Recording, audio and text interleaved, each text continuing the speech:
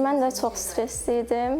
İmtahana getməmişdən əvvəl gün gecə ağlamışdım, çünki çox qorxurdum. Tam özümü hazır hiss eləmirdim, amma dedim ki, çox yəqin ki, yaxşı yazaram. Əgər yüksək nəticə toplamaq istəyirsinizsə, mobil telefon istifadə etməyin, sosial şəbəkələrdən uzaq durun, çünki ən çox vaxt aparan, boşa vaxt sərf edilməli olan həmin cihazlardır, həmin sosial şəbəkələrdir. Özünüzə həmişə inanın, çünki əgər qabağınıza məqsəd qoyursunuz ki, siz bunu bacara bilərsiniz, həqiqətən də yolun sonunda onu bacaracaqsınız. Özünüzə inanmayı heç vaxt itirməyin.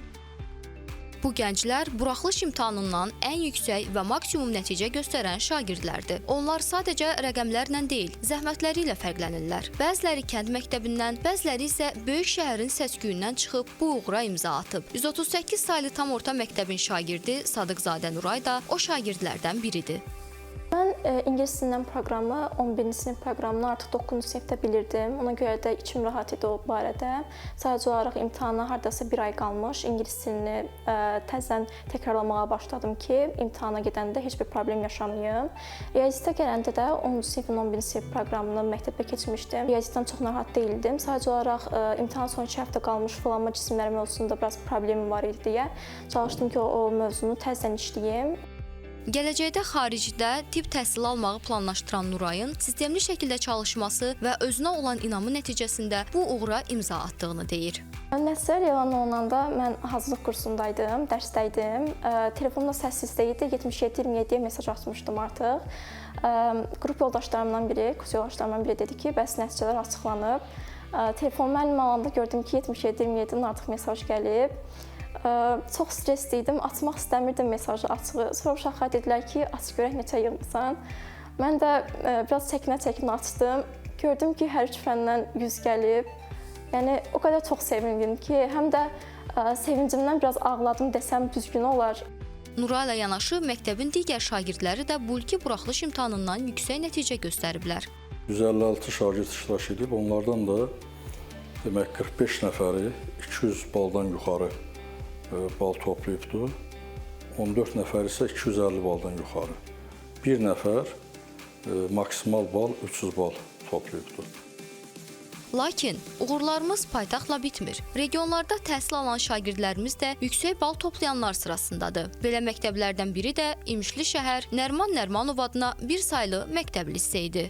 27 nəfər şagirddən 15 nəfəri 200-dən artıq bal toplayıb, 9 nəfəri 200-ə yaxın bal toplamışdır və sinifimdə təhsil alan şagirdlərdən 6 nəfəri fərqlənmə attestatına artıq namizəddirlər. Buraxılış imtahanında məqsədim 250+ bal toplamaq idi. 273 bal topladım. Blok imtahanında isə 400 bal toplamaq hədəfləyirəm. Məqsədim də Bakı Dövlət Universitetinin Riyaziyyat fakültəsinə daxil olmaqdır. Buraxılış imtahanına 296 bal yığmışam. Məqsədim gələcəkdə cərrah olmaqdır. Növbəti blok imtahanında hədəfim 400 tam bal toplamaqdır. Gözləntim 300 bal idi, amma texniki səhvə görə olmadı. Amma blok imtahanında inşallah həmin məqsədimi həyata keçirmək istəyirəm. Növbəti uğurlu gəncimizin sədası isə Cənub zonasından, Lənkərandan gəlir. O da 300 bal toplayanlar sırasındadır. Hədəfi isə gələcəkdə IT mütəxəssisi olmaqdır. Günün 7-8 saatını oxumaqla keçirmişəm. Yəni ki, 11-ci sinifdə xüsusilə oxumağa, bütün günüm oxumağa gedirdi. Yemək, yatmaqdan əlavə və öz yatmaq saatlarıma da xüsusi fikir vermişəm. Çünki yuxu saatları çox önəmlidir deyə düşünürəm.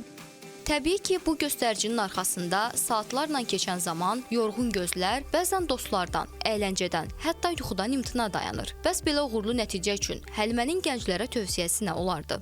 Hazırlaşarkən onu demək istəyirəm ki, ilk öncə öz zəif cəhətlərinizi bilməlisiniz ki, onlar üzərində işləyib onları düzəldəsiniz. Çünki imtahanlarda bal itirəcəyiniz şeylər onlardır.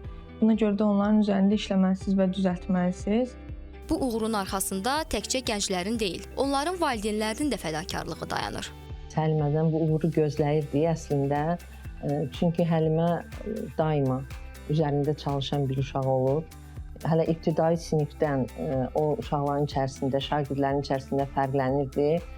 Daim hədəfi üçün, istədiyi hədəf üçün çalışırdı.